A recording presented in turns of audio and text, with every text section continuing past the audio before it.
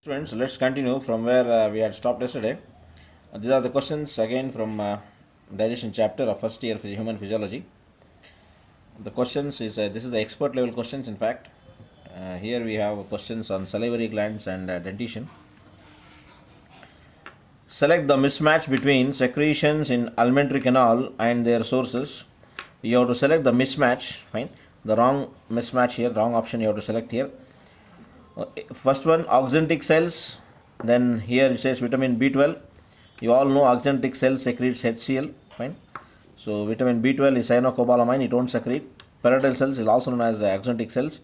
Option 2, parietal cells HCl correct matching. Neck cells mucus correct matching. Paneth cells in the intestine they secrete succus entericus. Fine. That's also correct matching. Oxyntic cells vitamin B12 is wrongly matched. Thereby the answer is first one. Next question. Wisdom tooth in human is, which one he is asking? First option, third molar and fourth in number, correct. Third molar second in number, wrong. Second molar fourth in number, wrong. Second molar second in number, wrong. Wisdom tooth, you all know it starts after 18 years of age and it will come up to around 24 or 25th years of age.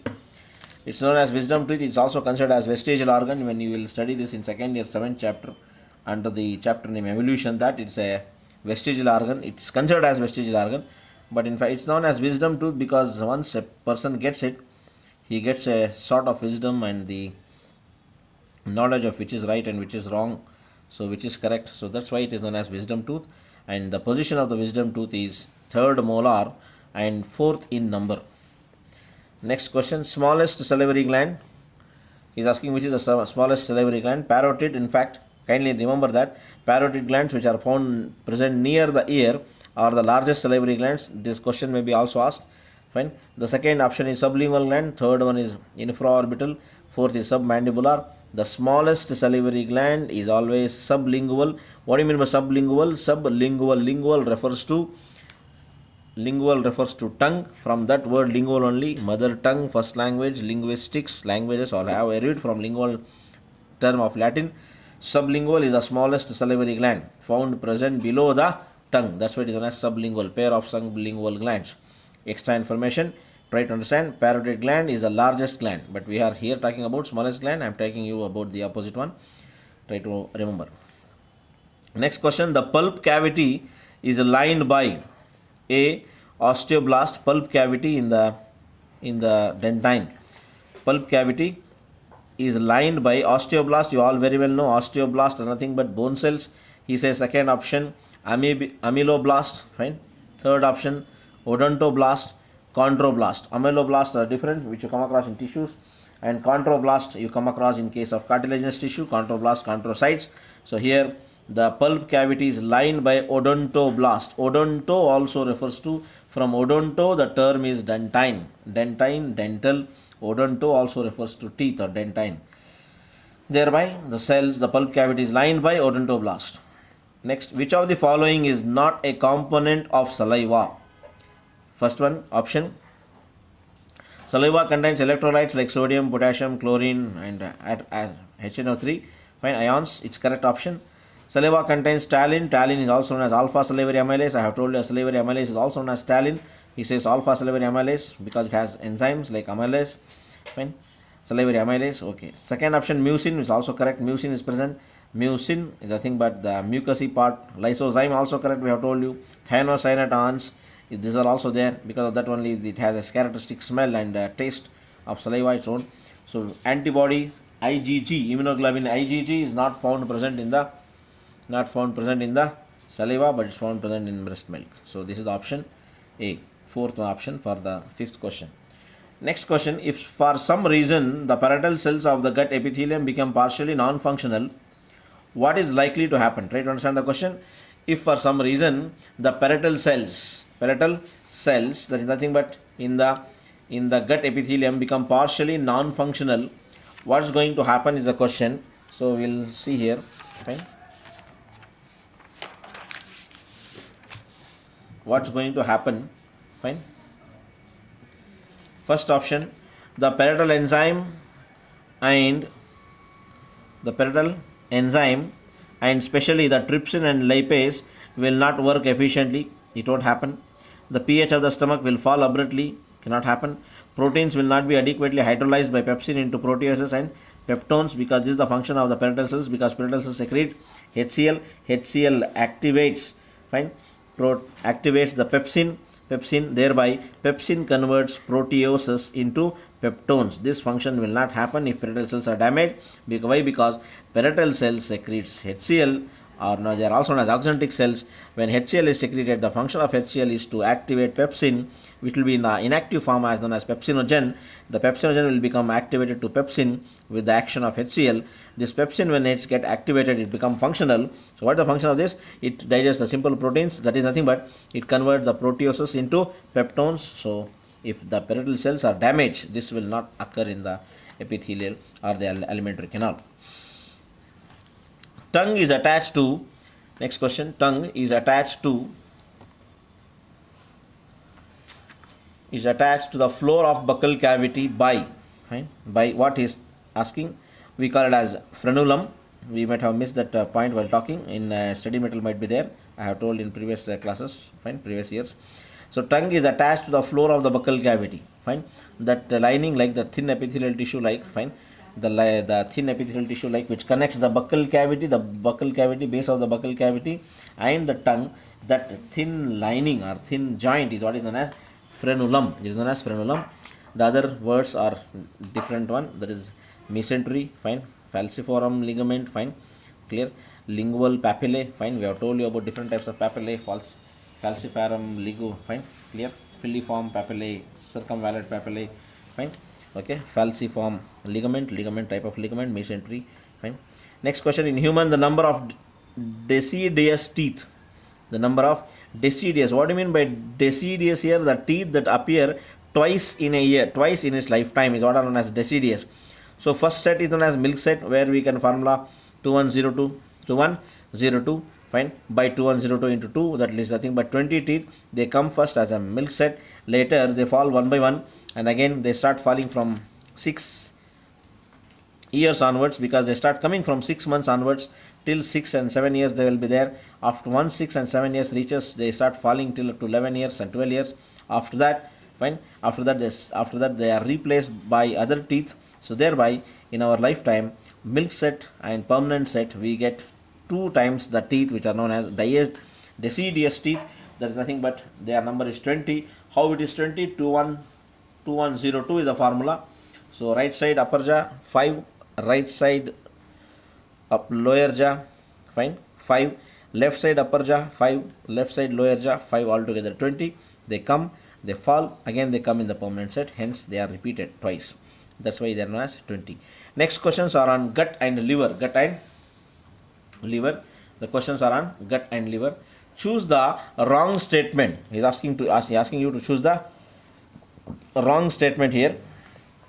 All the 4 basic layers in the wall of gut never shows modification in different parts of the alimentary canal. They do show difference in the part of the alimentary canal. We know the 4 layers: serosa, mucosa, submucosa and muscularis.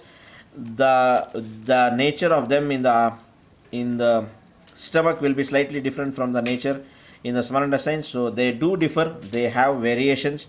So that part is wrong so far. Let's see the other options. Mucosal epithelium has goblet cells which secrete mucus and help in the lubrication. Correct statement. The function of goblet cells, and we have discussed in 7th chapter also, as a unicellular tissue, as goblet cells, the function of the goblet cell is to secrete mucus, and you all very well know mucus helps in the self-digestion, prevention of the self-digestion. So that's the correct statement. Third option, cells lining the villi has brush border for microvilli. Cells lining in the villi has brush border of microvilli. You also know that this microvilli helps in increasing the surface area. Thereby, the absorption of the diacet will take place in the ileum and ileum part of the intestine. So this microvilli increases the surface area. Thereby, indirectly also they increase the rate of absorption of the diacet food. So that's the correct statement. Fourth option, mucosa forms the gastric glands in the stomach and crypts. What do you mean by crypts? Crypts of Limburgen you come across in case of intestine. So mucosa from gastric glands and in the stomach, and crypts in between the base of the villi of the intestine. So it's a correct statement. Wrong statement is here. all the four basic layers in the wall of the gut never shows modification, they show modification. Thereby, the wrong statement is first option. Clear? Next question. Which of the following statements are incorrect? Again, you have to find out the wrong statement. Clear? Chylomicrons are released from epithelial cells into lacteals. Chylomicrons and lacteals, they help in the absorption of glycerol and fatty acids in the intestine. Correct statement. We have to find out the wrong statement. We have to find out incorrect statement. This statement is correct. Chylomicrons are produced in the epithelial cells of small intestine. Also correct. Thereby, absorption of fatty acids and glycerols takes place. Third option, chylomicrons contains triglycerides, cholesterol and phospholipids. This statement is also correct. So here none of the statement or none of the above is wrong statement. Thereby option 4, none of the above is wrong, is the correct answer over here. Next question. Reverse flow of food from intestine into stomach of man is prevented by option 1, vulva, option 2, pyloric sphincter, option 3, ileocecal valve, option 4, cardiac sphincter. From the stomach, reverse, fine. From stomach to esophagus, it's prevented by pyloric. Reverse flow of food from intestine, he says. Okay, intestine. So last part of the stomach, I have told you pylorus, because there are 4 parts of the stomach. One is known as cardiac, fundus, body and pylorus. They are the 4 parts of the stomach. The last part is known as pylorus. So there, from the stomach, the partially digested food enters into small intestine. The first part of the small intestine is known as duodenum. So in between the last part of the stomach, that is pylorus, and where the duodenum begins, at that junction we come across sphincter muscles. They are known as pyloric sphincter muscles. So they avoid the backward flow of the food from intestine to stomach. So thereby the option is pyloric sphincter muscles. Second option is correct one. Next question. Which of the following is false about small intestine? He is asking you the false statement, wrong statement about the small intestine. Try to understand here. Fine. First option, site of the majority of water absorption in the GI. What do you mean by GI? Gastrointestinal tract. GI tract refers to gastro. You all very well know gastro refers to stomach. Intestine refers to small intestine. So GI tract is a correct statement. We have to find out here the wrong about the small intestine, false about small intestine. Second one, site of carbohydrate, protein and fat digestion. Where do carbohydrate, protein and fat digestion takes place is asking.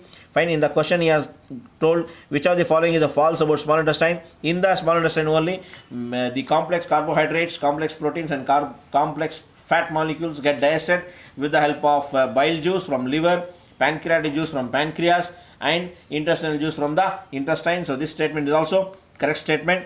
Third option. Moving on to third option, clear? That is the first site of protein hydrolysis, of course correct. Fine. First site of protein hydrolysis, it takes place in the small intestine. That statement also, first site of protein hydrolysis. In fact, the first site of protein hydrolysis takes place in the stomach, so it cannot be. Fourth option, most rapid absorption of galactose, that's also correct. So the wrong statement about small intestine is, it is the first site of protein hydrolysis, which is wrong statement, because proteins like simple proteins like renin, fine, simple proteins like casein, albumin of these type of proteins get digested in the stomach itself, with the help of enzymes like pepsin and renin. So protein hydrolysis begins in the stomach, not in the intestine. So that's the wrong statement. Thereby option 3 is the answer.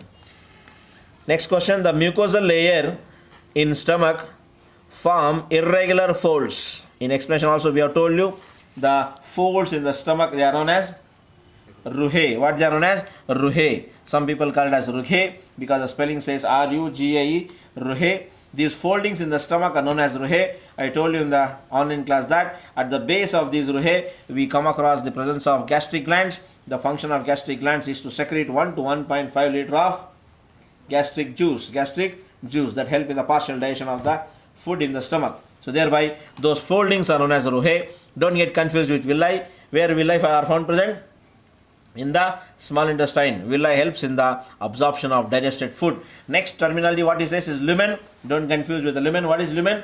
The space in between the small intestine is known as lumen. The fourth option is known as crypts of Limburgen. They are nothing but these are the structures that are found present in the small intestine. Next question, identify the incorrect statement. Again you have to find out the incorrect statement, wrong statement over here. The first statement says goblet cells secrete mucus in the digestive tract. Of course, correct. The function of goblet cells is to secrete mucus. Thereby, mucus helps in the prevention of self-digestion. That statement is correct. Second statement, bile salts contain sodium carbonate, sodium glycocolate and sodium taurocolate. Of course, because of this only, bile salt, we say bile salts. There are two types of salts in the bile. Bile is juice secreted from liver, fine, temporarily stored in gallbladder. This bile juice has two salts, one is known as sodium taurocolite, other is known as sodium glycocolite. So it's a correct statement. Next option, third option, sphincter of Oddi surrounds the opening of bile duct before it's joining with the pancreatic duct. It's a wrong option. Sphincter of Oddi, in fact, fine, will be found present near the ileum part of the small intestine. That is nothing but the common duct which comes from the gallbladder and also from pancreas. So that duct is known as hepatopancreatic duct that brings both bile juice and as well as pancreatic juice to the small intestine. So that sphincter of Oddi, Oddi is the name of a physiologist who found out this. Hence he named this sphincter muscles as sphincter of Oddi. So they are found present here. So this is the wrong statement so far. Option 3. So next find out the last option 4.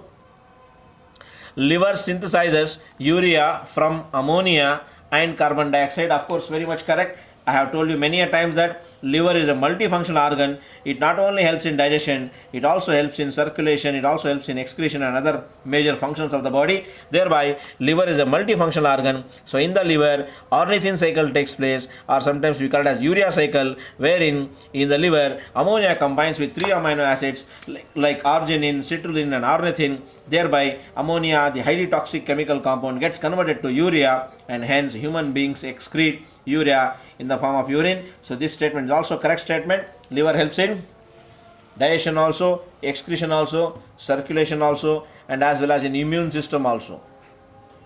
Let's move on to next question. The question is, each of the following statements about Brunner's gland is correct, except which one is asking? They lie in the submucosal layer. It's a correct statement. They empty their secretions into crypts of liver, can also correct. They are characteristic component of the duodenal wall, also correct. So what about the Brunner? Wrong statement about Brunner's gland is fine, clear. They produce a serous secretin rich in digestive enzyme is a wrong option. All other statements are correct except the fourth one, that is Brunner's gland produces serous secretion rich in digestive enzymes is a wrong statement about the Brunner's gland.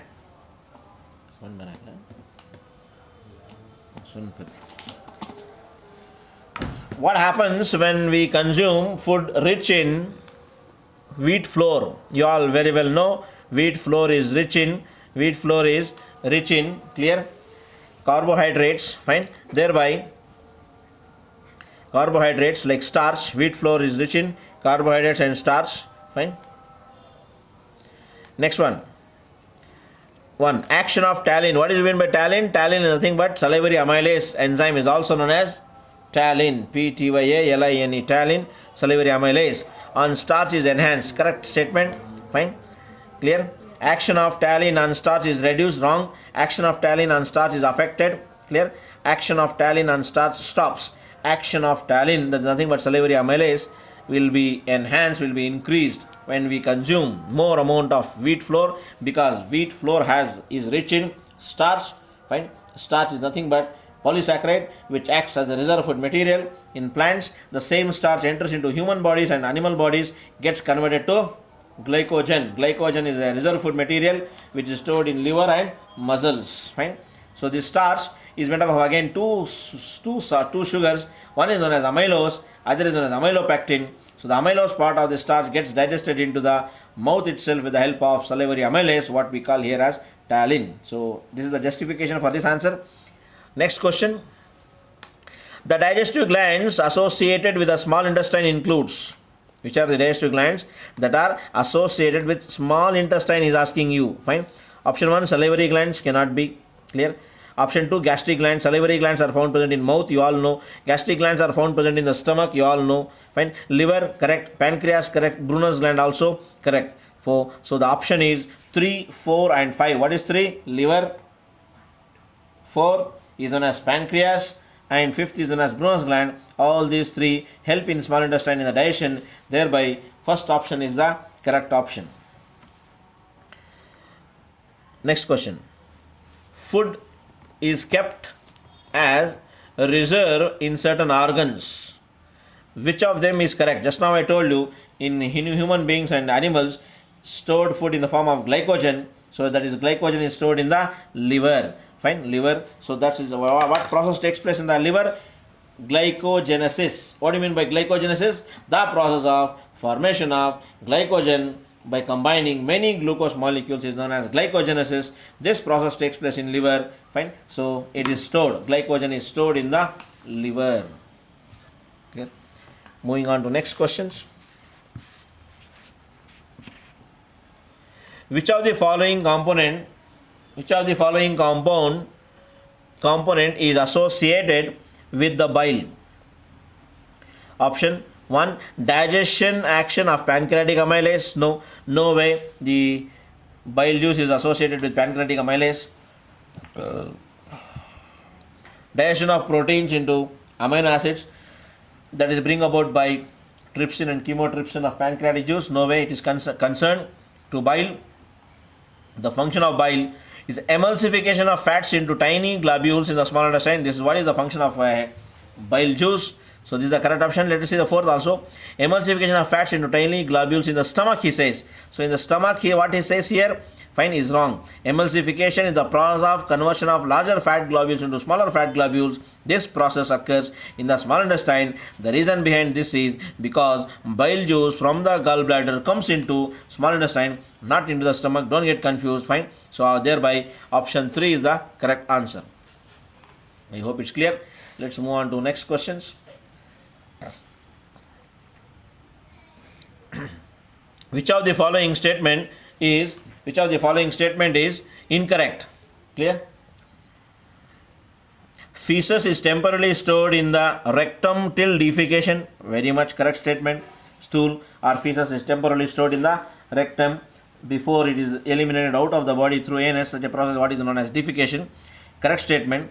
The activities of the gastrointestinal tract are only under neural control. Only under neural control. What this?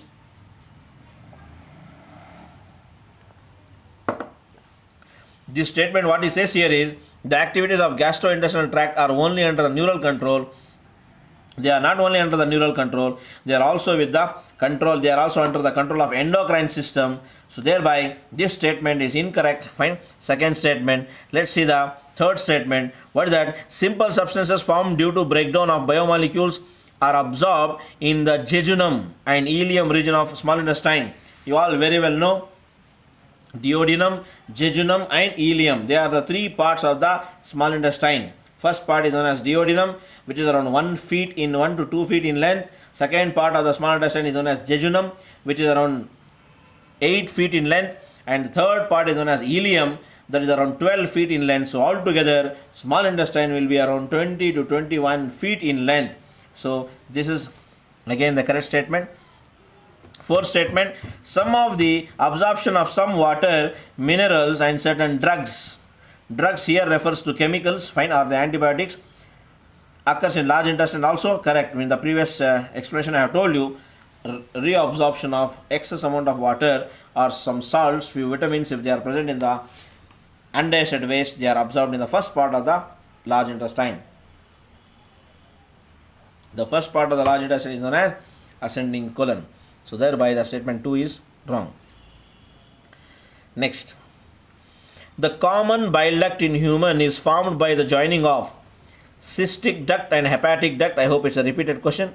We have told you that cystic duct and hepatic duct. So it is collectively known as hepatopancreatic duct. Next question. Another substance of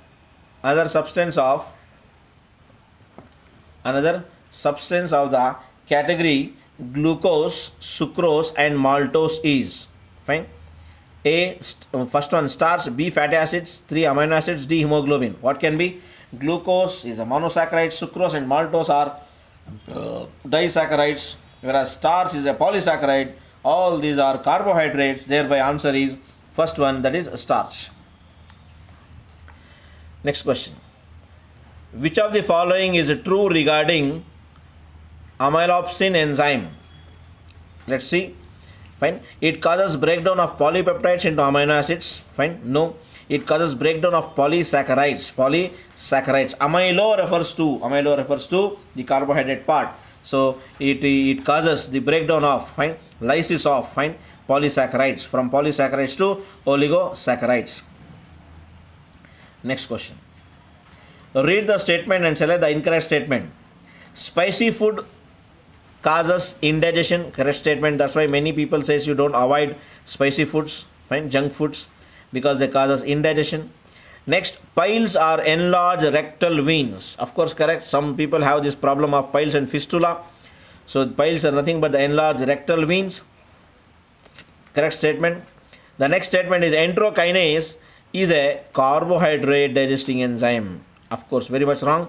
Fine. Enterokinase is not a carbohydrate. It's a non-digestive enzyme. Fine. Or sometimes regarded as also hormone also. So this is the wrong statement. Third statement. The fourth statement is for digesting proteases and or dipeptide, carboxypeptidase enzyme is very much required. Of course, correct. Fine. This carboxypeptidase enzyme is very much required to break the bonds there. Fine. Clear? Disulfide bonds in the proteins. This what this statement says. For digesting proteases or dipeptide, we require carboxypeptidase enzyme is very much essential part. Try to remember, this carboxypeptidase enzyme is also secreted by the exocrine part of pancreas. That's nothing but pancreatic acini. Try to remember, because in 12th chapter, second year, 12th chapter, that's nothing but biotechnology and its application. There also we talk about this enzyme carboxypeptidase when we talk about the human insulin, production of human insulin, or what we call as humulin. There will tell you over there, but just keep in mind carboxypeptidase. Let's move on to few more questions. Fine. Glycogenolysis. What do you mean by glycogenolysis? Glycogenolysis, the process of breakdown of glycogen into glucose molecules known as glycogenolysis. So glycogenolysis involves oxidation of sugar? No. Conversion of glycogen to fat? Absolutely wrong. Conversion of glycogen into sugar is the correct option, because it says glycogenolysis. Glycogen is lyse, broken down to monosaccharides. Correct option is conversion of glycogen into sugar. Fine. Next questions on vitamins and minerals. We'll solve two more questions, then we'll try to stop. Fine. Absorption of fat soluble vitamins required. Which one required? Chymotrypsin? No. Intrinsic factors? No. Pancreatic lipase. Pancreatic, because they are fat soluble vitamins, hence we require an enzyme known as lipase that helps in the digestion of simple lipids. So pancreatic lipase is very much required. Next, marasmus is characterized by, you all very well know, marasmus is a disease that is caused due to the lack of or deficiency of carbohydrates. So the symptoms are thinning of limbs, it also occurs, dry, thin and wrinkled skin also occurs, decreased growth rate also occurs with what we call stunted growth rate. Thereby option all of these is the correct option there. We will try to continue in the next class. So till then keep studying. God bless you. Good luck. Take care.